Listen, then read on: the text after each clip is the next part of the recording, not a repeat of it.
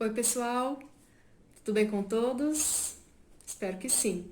Vamos então continuar com o nosso estudo de Nosso Lar, hoje sendo a nossa segunda aula. Espero que vocês estejam gostando. Qualquer dúvida, comentário, sugestão, pode me procurar. Nós temos o nosso grupo de estudo e lá vocês podem mandar perguntas, podem falar também no particular como acharem melhor. Tá certo? Esse nosso grupo é lá no WhatsApp. Se você quer entrar e ainda não está inserido lá no grupo, me mande uma mensagem. Me mande uma mensagem que eu coloco você lá sim. Tá certo? Muito bem. Vamos estudar hoje 5 capítulos. 5 capítulos que eu acho assim bem especiais. Eu fico impressionada o tanto que esse livro é atual. Mesmo sendo publicado lá em 1944, eu me impressiono como ele é muito à frente do seu tempo. Né? Ele é muito à frente do seu tempo. Então, situações assim que nós vemos que do nosso dia a dia mesmo. E nesse primeiro capítulo que nós vamos estudar hoje, o capítulo 6, Precioso Aviso, a gente vai ver uma atitude de André que eu particularmente me identifiquei muito, né? Vamos ao nosso capítulo para vocês saberem do que eu estou falando. Nesse capítulo, André se encontra novamente com Clarencio. Clarencio, né, um ministro lá de Nosso Lar, que resgatou o André do umbral. Bom, Clarencio sempre estava visitando o André e aquele era mais um dia de visitas. E aí, chegando lá, Clarencio pergunta como é que o André estava. E aí, André, como é que você está se sentindo? Como é que você está? E o que ele faz? O que o André faz? Começa a se lamentar. Ai, como eu estou sofrendo. Ai, como a minha cruz é pesada, eu sou o mais sofredor de todos aqui. Gente, quantas vezes nós já não fizemos isso? Eu já fiz várias. Vocês não. Vocês são, né, de esferas mais altas. Mas quantas vezes eu já fiz isso? A gente não consegue perceber as bênçãos que nós recebemos. Nos concentramos apenas na nossa dor. E era assim que André estava agindo. Ele fala: não posso negar que eu esteja melhor, mas eu sofro intensamente muitas dores na zona intestinal, estranhas sensações de angústia no coração. Nunca supus fosse capaz de tamanha resistência. Olha só. Dramático. Se tivesse uma companhia de teatro aí, André tinha que entrar agora. Porque olha esse drama. Ah, como tem sido pedra da minha cruz, agora que eu posso pensar, creio que a dor me aniquilou todas as forças disponíveis. O que terá sido feito da minha esposa, dos meus filhos? Onde estão ele e as minhas filhinhas? Ai, a minha esposa disse que se um dia falecesse, ela ia entrar em estado de loucura. Mal sabe ele da esposa, né? Que a gente vai ver só lá na frente. Mal sabe ele que ela já estava com outro companheiro. E ele se lamenta. E, gente, ele vai se lamentando e Clarencio fica com uma expressão de interessado naquela reclamação. Tipo assim, é mesmo? Nossa. Que paciência de Clarencio. E André vai falando. E Clarencio. Gente, eu não consigo disfarçar. Gente, eu preciso saber disfarçar. Quando uma pessoa às vezes vem, igual o André, se lamentando pra mim, falando, reclamando, eu fico assim.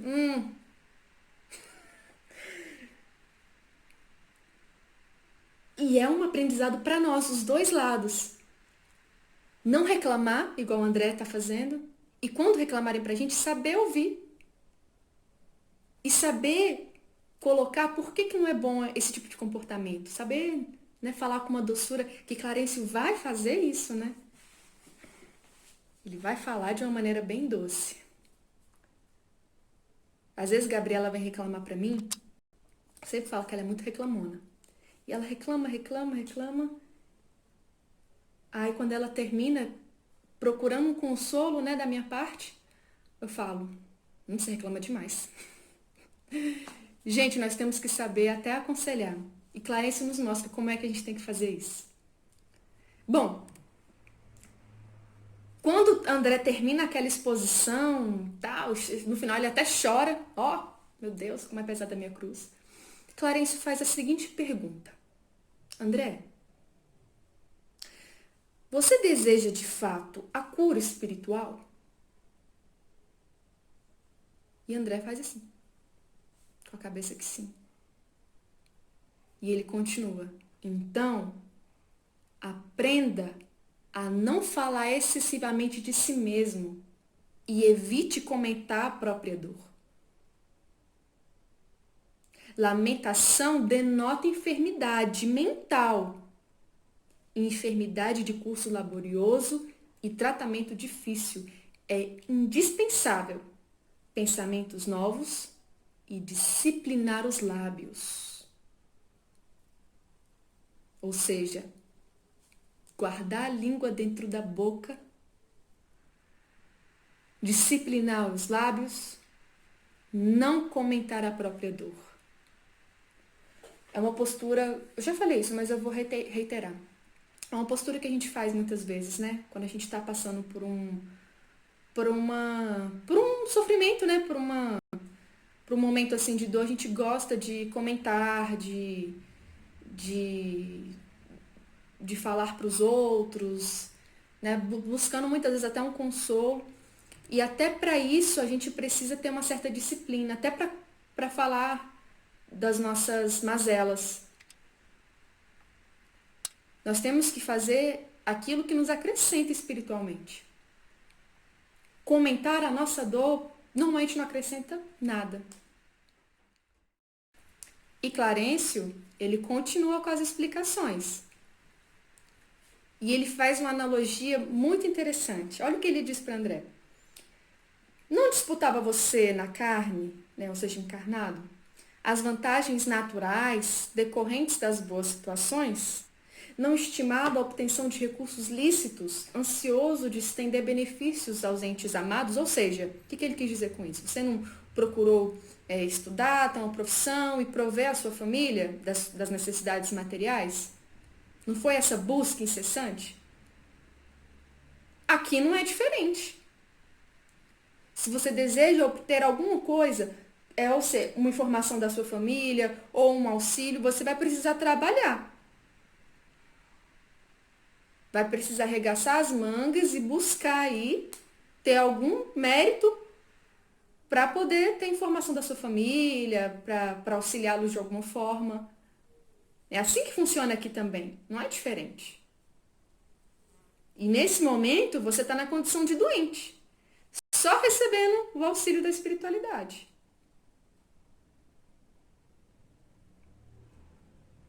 Isso é muito verdadeiro. A gente acha que quando a gente passa para o lado de lá, podemos tudo. E não é bem assim. Se a gente quiser fazer uma intervenção, auxiliar os nossos familiares, vamos precisar aí de algum tipo de mérito. E a gente consegue alcançar esse mérito através do trabalho. Né? Isso aí. Então, Clarence dá esse aviso para André, bem extenso, e André fica envergonhado da postura que ele teve. Só que Clarence, claro, esse espírito, né, bem diferenciado, como que o pai que ensina o filho e quer que ele aprenda, pergunta de novo, e aí, como é que você tá, André? Depois de todas essas explicações, ele pergunta novamente, como é que você tá? Melhorzinho? E André fala o quê? Sim, tô melhor, para melhor compreender a vontade divina. E ele se sente assim como o filho que foi desculpado pelo pai. né? Interessante esse capítulo 6, precioso aviso. Nos traz, assim, coisas para o nosso dia a dia muito interessantes. Bom, o próximo capítulo é o capítulo 7, onde nós temos algumas explicações de Lísias a respeito de várias coisas. Uma coisa que impressionava muito André Luiz era a natureza. Né? Tudo, ele olhava pela janela, muitas flores, aves muito bonitas assim, passando pelo céu, animais domésticos, né? Cachorro, gato, animais domésticos mesmo. As pessoas tinham lá. Interessante isso, né? Muito bacana. Nós temos lá a possibilidade de ter, quem gosta aí de cachorrinho, de gatinho, é uma possibilidade, sim. E ele observa que era quase tudo uma cópia melhorada da Terra. Esse é um comentário de André. Só que na verdade a gente sabe ao contrário, que aqui é uma cópia de lá. Uma cópia piorada, né? Porque lá é tudo mais pleno, mais bonito. E essa questão da natureza impressiona muito ele, e ele observava pela janela a uma pequena distância muitos edifícios bem graciosos, com a vegetação vasta, e não tinha nenhuma porta sem flor, tudo muito bonito. Bom, então Lísias começa com as explicações, ele falando que a morte do corpo não conduz o homem a situações miraculosas. Ou seja, a gente tem a impressão que quando morrermos, né, quando perdermos esse corpo aqui de carne e osso, nós vamos nos tornar assim espíritos, no que não vamos mais precisar comer, não vamos precisar tomar banho, vou me alimentar só do sol e vou sair volitando por aí, atravessando as paredes. Gente, a morte ela não conduz os homens a situações assim miraculosas, não conduz. Nós vamos viver normalmente. Ainda mais em nosso lar, que há uma colônia de transição. Então, muitos hábitos são hábitos que a gente tem aqui na Terra. Então, há necessidade do trabalho, há necessidade do descanso, lá eles têm férias, tomam banho, se alimentam, penteiam os cabelos, escovam os dentinhos. Gente, vida que segue numa colônia de transição como essa. Claro, há muitas moradas na casa de meu pai. Existem certas colônias onde os espíritos não precisam mais dessa alimentação grosseira, frutas, sopa, se alimentam já dos fluidos da natureza. Claro, existem espíritos que estão nessa condição. Não é o caso de nosso lar, não é o nosso caso aqui, né? Bom, então, todo o processo evolutivo implica gradação. Há regiões múltiplas para os desencarnados, como existem planos inúmeros e surpreendentes para as criaturas envolvidas na carne terrestre. É o que eu estava explicando agora. Almas e sentimentos, formas e coisas obedecem a princípios de desenvolvimento natural e hierarquia justa. Então, ao morrermos, né, não vamos dar um salto, vamos virar santos e volitando e atravessando paredes. Não, vamos continuar. É tanto que muita gente nem sabe que morreu, porque é tudo tão parecido. Olha, sente o corpo normalmente, não vê muita diferença. É tudo muito parecido, né? Após alguns dias de recuperação, André começa a questionar das pessoas, os entes queridos dele, que tinham desencarnado antes e que não estavam ali. Ele pensava nos pais, né, principalmente a mãe, que ele tinha uma afinidade muito grande, alguns amigos, e ele estava com essa dúvida dentro do coração dele e resolve perguntar para Lísias. E Lísias esclarece que estavam, né, no caso a mãe dele, estava intercedendo por ele desde que ele estava encarnado, ele doente, passando por cirurgias. Ela estava ali do lado dele. Quando o André desencarna e vai para o umbral, ela continuava intercedendo. Agora contando com a ajuda do Clarencio, que não desistiu. Clarencio não teve dificuldade de ver André, não teve dificuldade de encontrá-lo. Mas até André conseguir encontrar Clarencio, que é quando o verdadeiro arrependimento acontece, aí demorou 8 anos. E Lísias conta que a mãe de André, quando soube que o filho, o médico orgulhoso, se ajoelhou e orou como uma pessoa arrependida, ela também chorou na colônia onde ela estava, que era mais elevada que nosso lar. Então, isso que estava acontecendo, né? A mãe de André estava numa colônia mais elevada. Ela era um espírito de uma condição melhor, que trabalhava não só por André, mas por várias outras pessoas também. É uma impressão que nós temos, né, gente? Nós temos a impressão que quando morrermos, vamos encontrar todos os nossos entes que foram antes da gente. Nem sempre. Nem sempre é uma vontade nossa, né?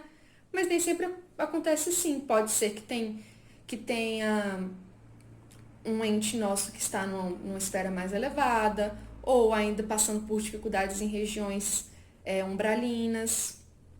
Porque no caso, né, o spoiler aí, o pai de André estava nessa situação.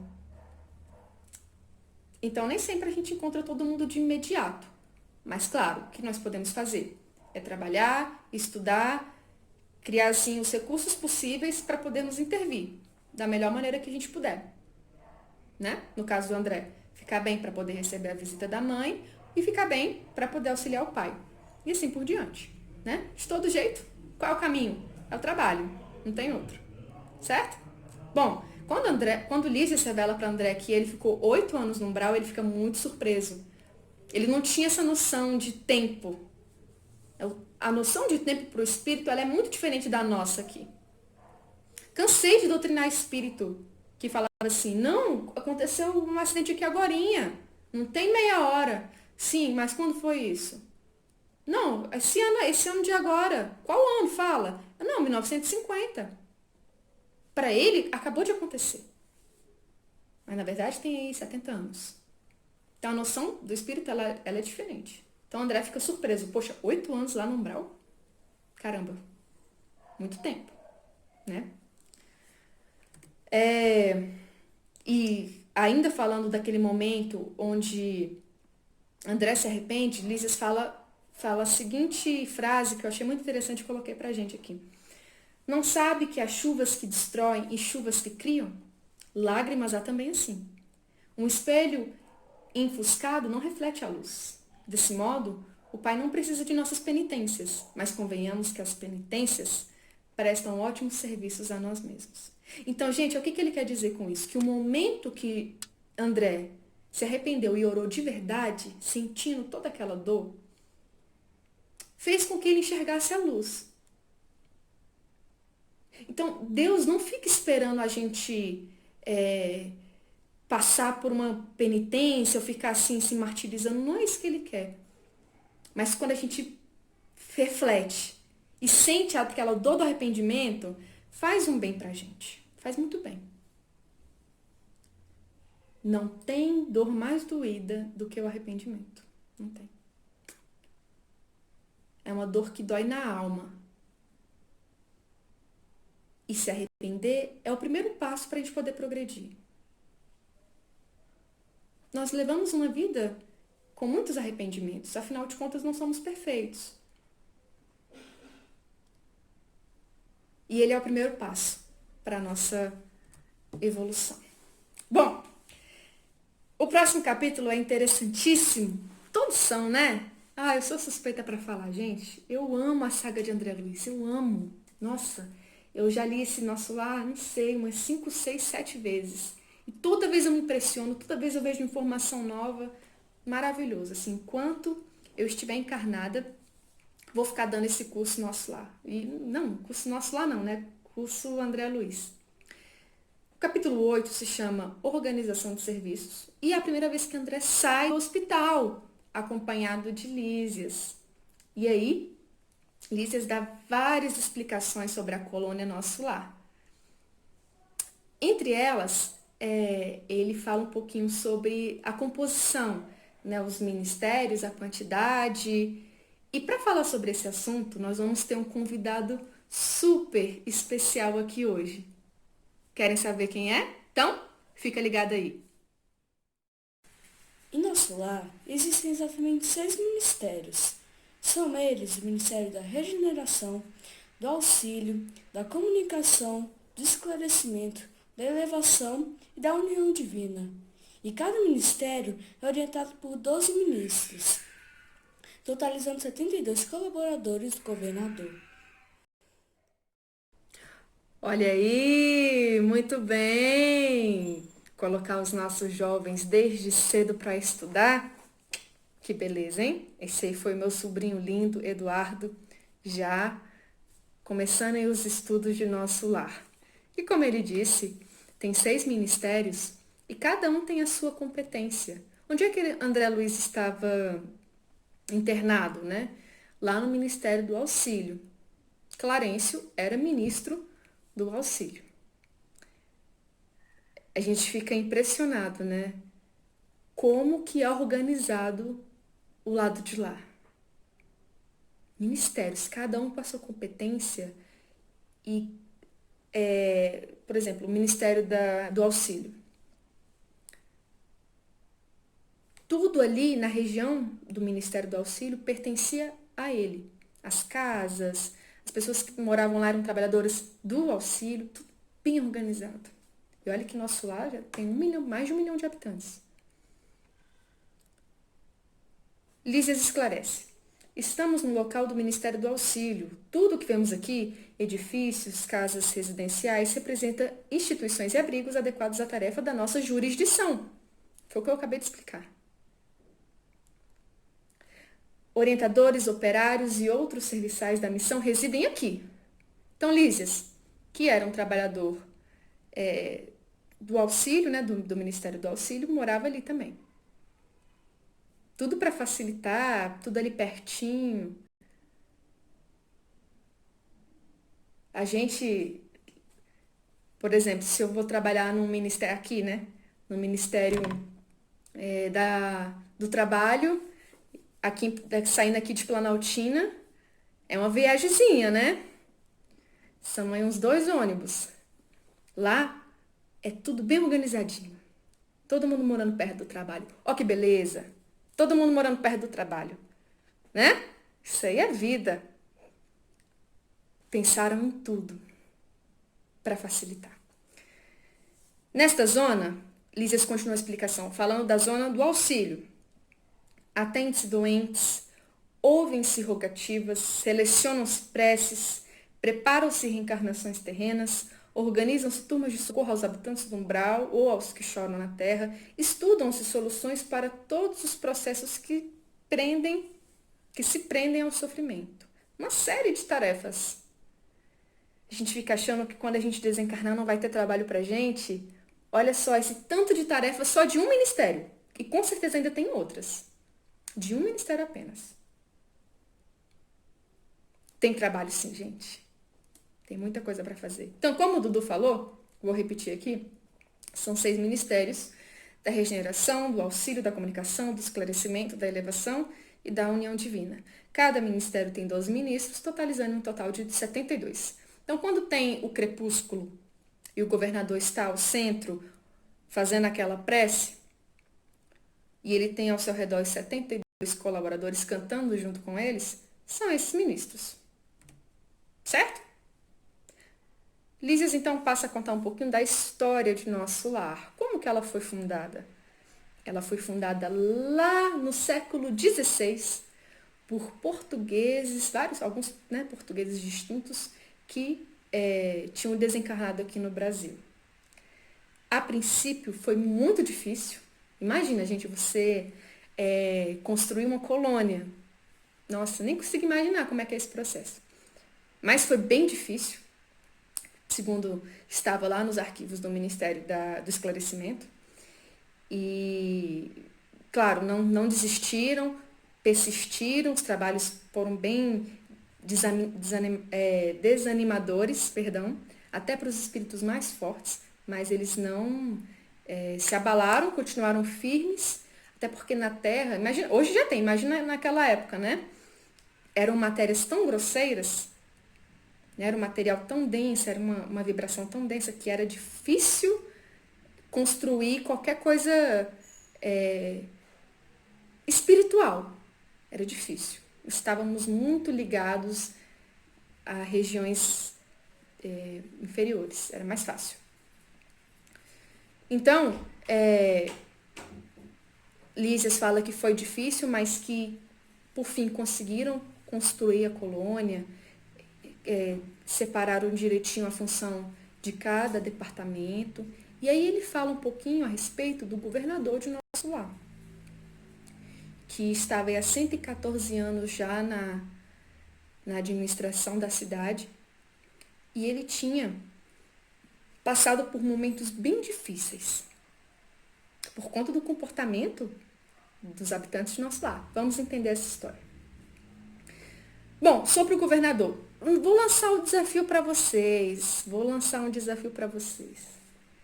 Esse é difícil, hein? Esse é difícil.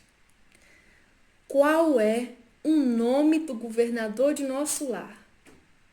Quem sabe aí? Sabe? Manda no nosso grupo, manda no particular. Quero ver quem tá ligado. Qual é o nome do governador de nosso lar? Próxima aula eu respondo essa pergunta aí. Bom, vamos saber um pouquinho dele. Ele tem a colaboração de 3.000 funcionários. Tem a sede, né? No centro de nosso lar tem a governadoria. É um prédio bem bonito, bem espelhado. E como uma estrela, cada ponta está um ministério diferente. Quem tem curiosidade, na internet tem muitas imagens do mapa de nosso lar realmente. Aqui eu não consigo colocar para vocês, não tenho essa habilidade tecnológica aí. Mas se vocês pesquisarem, é muito interessante as construções, os mapas de nosso lar. Então, tentem imaginar o que eu estou falando. No centro tem o Palácio da Governadoria. E como que uma estrela, cada ponta é um ministério. Então, a ponta é para cá, auxílio, regeneração, esclarecimento, elevação, não divino, comunicação. Entenderam? E nessa governadoria tem, claro, lógico, o governador, junto com seus 3.000 funcionários. E ele Lísias diz, o trabalhador mais infatigável, mais fiel que todos os outros reunidos. Os ministros, eles costumam excursionar em outras esferas, renovando energias, valorizando conhecimentos. Os outros habitantes gozam das festividades habituais, de vários entretenimentos, mas o governador nunca dispõe de tempo para isso. Faz questão que todos descansem. Ele obriga todo mundo a ter férias periódicas. Olha, tem férias. Quantos dias, Camila? 30 dias por ano? Não temos esses detalhes. O mais importante é que tem férias aí. Então, o governador obriga as pessoas a tirarem as férias, ao passo que ele mesmo nunca repousa, mesmo no que concerne às horas de sono. Gente, é trabalho 24 horas por dia, todo dia. Não descansa, não tira férias, não vai para festa. Olha, é uma vida de renúncia. Uma vida de renúncia. Que nós não estamos preparados. Olha a elevação desse espírito. Parece que a glória dele é o serviço perene, o serviço ininterrupto. Basta lembrar, Lísias contando, que estou aqui há 40 anos e, com exceção das assembleias referentes às preces coletivas, raramente o tenho visto em festividades públicas. Então, ele tem um momento de oração do crepúsculo, mas quando tem festa de Natal, festas de Ano Novo, que tem lá realmente, não aparece. Onde é que ele está? Trabalhando. Trabalhando. Sem parar. Sem parar, Camila? Sem parar.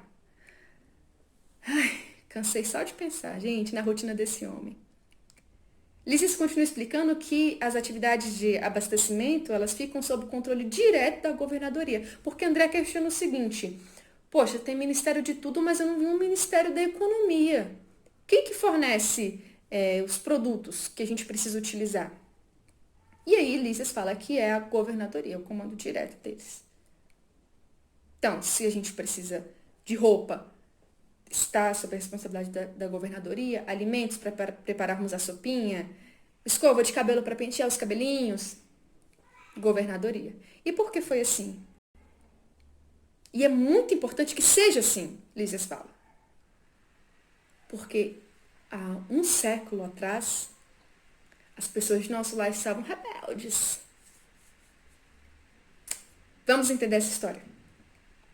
Rezam os anais da colônia que há um século lutava com extremas dificuldades, o governador, para adaptar os habitantes à lei da simplicidade. Muitos recém-chegados ao nosso lar duplicavam exigências, queriam mesas fartas, bebidas excitantes, dilatando velhos vícios terrenos. As pessoas desencarnavam, ou melhor, as pessoas morriam, mas não desencarnavam. Queriam encher a pança, queriam bebidas exóticas e excitantes, queriam viver como eles viviam. E claro, a gente falou aqui que não tem muita diferença, mas nessas questões de alimentação, de vícios, a história muda. Eu doutrinei um espírito uma vez e ele falava assim: olha o meu tamanho, moça. Eu não consigo enxergar, não tenho uma evidência, né? Mas ele fala: olha o meu tamanho, eu sou um homem de 2 metros de altura. Vocês estão me servindo uma sopa tão rala que eu estou vendo o fundo do prato. Pelo amor de Deus, eu estou passando fome aqui. Me dê uma coisa com substância para comer. É difícil essa adaptação, essa primeira adaptação. E os moradores de nosso lar sabiam disso e argumentavam com o governador, que estava no início aí do seu mandato, para colocar comidas mais gordurosas, carboidratos, alegando que, se assim não fosse, eles iam ficar doentes. Que aquela ali era uma colônia de transição, que não podia ser uma mudança muito brusca. Que a mesa tinha que estar farta sim, que tinha que ter bebida diferente sim.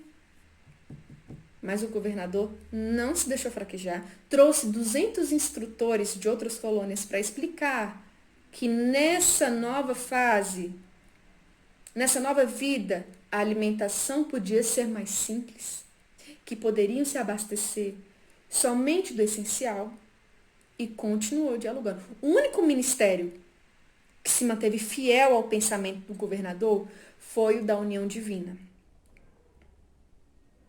Pelas características que lhes são próprias, né? As pessoas são mais equilibradas.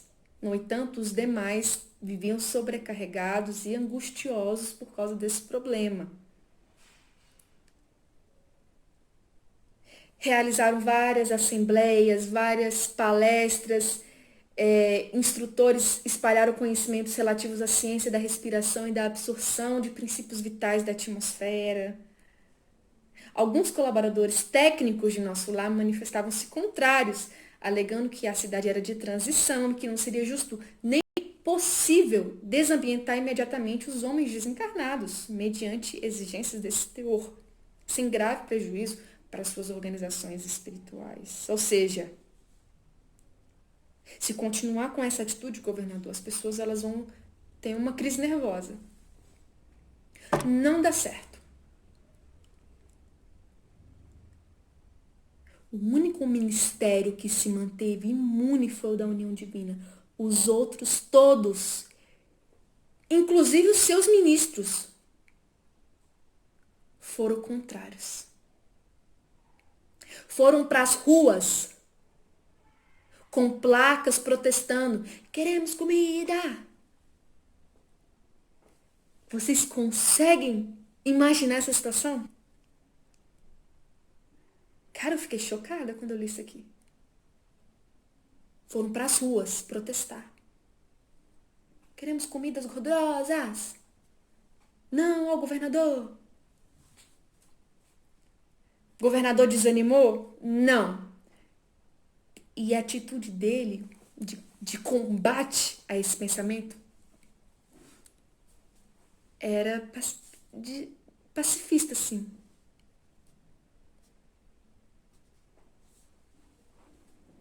Com paciência. Ele providenciava reuniões, atividades. Deixa eu mostrar para vocês aqui esse slide. Por que temos que nos alimentar com mais simplicidade? Esses recursos. E por 30 anos assim foi. Gente, 30 anos você tendo paciência com isso. Imagina. Gente, esse governador não é desse mundo mesmo, não. Às vezes a gente está passando por uma situação, a gente não consegue ali uma semana. Não conseguimos ter paciência por uma semana. 30 anos. 30 anos foi. Por mais de 10 vezes, o Ministério do Auxílio esteve superlotado de enfermos, onde se confessavam vítimas do novo sistema de alimentação deficiente.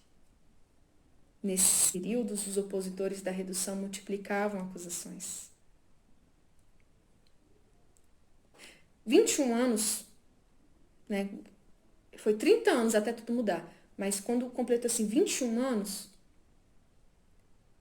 o Ministério da Elevação cedeu e começou a concordar com o governador, passando a abastecer somente do indispensável. Agora, o Ministério do Esclarecimento demorou muito para acordar, porque lá os espíritos que trabalhavam nesse ministério eram aqueles dedicados às ciências matemáticas, e eles faziam gráficos mostrando por que aquilo ali estava errado, por que eles estavam certos. Então, diante da comoção que estava acontecendo na cidade, os habitantes começaram a agir de forma ainda mais imprudente. Como? Dando brechas para entidades, para espíritos umbralinos entrarem ali na cidade para contrabandear comida.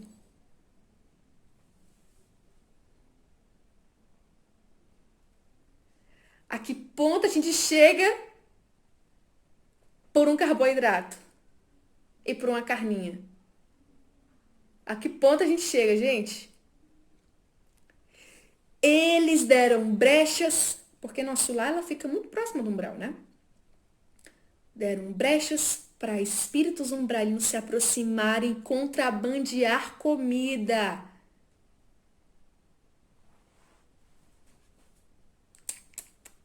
Quando o governador soube disso, não se abalou. Calmamente mandou ligar as baterias da cidade. É um recurso de proteção. E obrigou todos os habitantes a se alimentar somente por fluidos por 6 meses. Caramba! Aí eu botei fé. 6 meses sem nem tomar uma sopinha rala. Nem só. Tô com fome, chegou a hora do almoço. Sabe o que tu tinha que fazer? Ir lá para debaixo do sol. Abraçar uma árvore. Era tua janta, era teu almoço. Uma atitude radical. Porém necessária, porque as pessoas estavam passando do limite. Contrabandear a comida do umbral. Comida provavelmente plasmada ali, né? Carne plasmada. Poxa, sem noção, hein? Deve TV filma lá, hein? Sem noção total. Fim do período mais agudo, a governadoria estava vitoriosa. Depois de 30 anos, o povo cedeu. Até o Ministério do Esclarecimento, aquele Ministério dos Cientistas Matemáticos, reconheceu o erro e cooperou nos trabalhos de reajustamento. Houve, nesse momento, então, uma festa pública em meio à alegria geral. Quem chorou? O governador. Chorou sensibilizado. E a vitória dele era saber que as pessoas tinham entendido que dava para se alimentar de uma maneira mais simples, com frutas, com a sopa, com água. Que história, hein? Que história! Impressionante. Essa história, eu sempre leio e ela sempre me impressiona. Gente! E eu que gosto de um churrasco, eu devia estar nesse contrabando aí dessa comida, sabia, gente? Eu devia estar. Mas, bom, já sabemos aí da história. E, claro, quando desencarnarmos, vamos olhar aquela sopinha e ficar assim, feliz da vida. Certo? Bom, Nosso último capítulo hoje se chama Nos Bosques das Águas e é um local lindo onde Lísias leva André para conhecer. Eles pegam o aeróbus. Lísias fala assim, simplesmente isso. Vou te levar no Bosque das Águas, vamos ali esperar o aeróbus. Menos de 5 minutos para um ônibus bem grandão, a 5 metros do chão, que desce igual um elevador, para pegar André e os demais, vários passageiros, e vai assim numa velocidade que mal dava para ver os edifícios. Imagine, em 1944, você falar de veículo voador. As pessoas falavam que Chico Xavier estava pirando, estava louco. Era impossível. Hoje a gente já vê aí, né? Não sei se na China ou no Japão, uns metrôs que nem precisa do solo, né? Que vão assim, quase que voando mesmo. Enfim. O aeróbus. Um ônibus voador. Depois de 40 minutos, eles chegam lá no Bosque das Águas e é um lugar lindo. E Lísias fala que as pessoas, os amantes, né, os namorados, gostavam de ir lá para fazer declarações, jurar eterna fidelidade, amor. Um local muito bonito mesmo. E ali acontecia, né, o abastecimento de água e a sua distribuição. E Lísias fala que era de responsabilidade de qual ministério a distribuição de água? Qual ministério? Isso! União Divina. Vocês creem? Vocês creem nisso? União Divina era responsável pela distribuição de água. André fala assim, que dizes? Ele achava que era um serviço assim, mais assim da regeneração. Mas não. E Lísias explica o porquê. Gente, é uma tarefa importantíssima. Todos os habitantes bebem água. A água que precisa estar ali fluidificada. E quais são os trabalhadores com mais capacidade de deixar a água fluidificada, propícia para todo mundo consumir, ser um remédio realmente espiritual? Os trabalhadores da união divina, sem dúvida. A água ela é um poderoso fluido. Poderoso. Tem vez que no Evangelho no Lar ou numa palestra que eu tomo água fluidificada e ela tem até um gosto diferente. Já aconteceu isso com vocês? Às vezes eu já tomei e senti gosto de dipirona. Ele é um fluido poderosíssimo. Que realmente cura. Quando manipulado. E como eu falei para vocês, as pessoas em nosso lar, lá em nosso lar precisavam de pessoas equilibradas para poder fluidificar a água que ia sair na torneira, nas casas das pessoas, que iam chegar nos hospitais para os doentes. E aí era um pessoal realmente da união divina. André fica surpreso, ele fala, não imaginava, na Terra, não imaginava tantos recursos para a água. E Lísias fala que é porque nós não damos valor realmente. Porque, olha, gente, o que um banho de mar não faz para o nosso espírito? O que um banho de cachoeira não faz? Gente, parece que a água, ela vai levando tudo.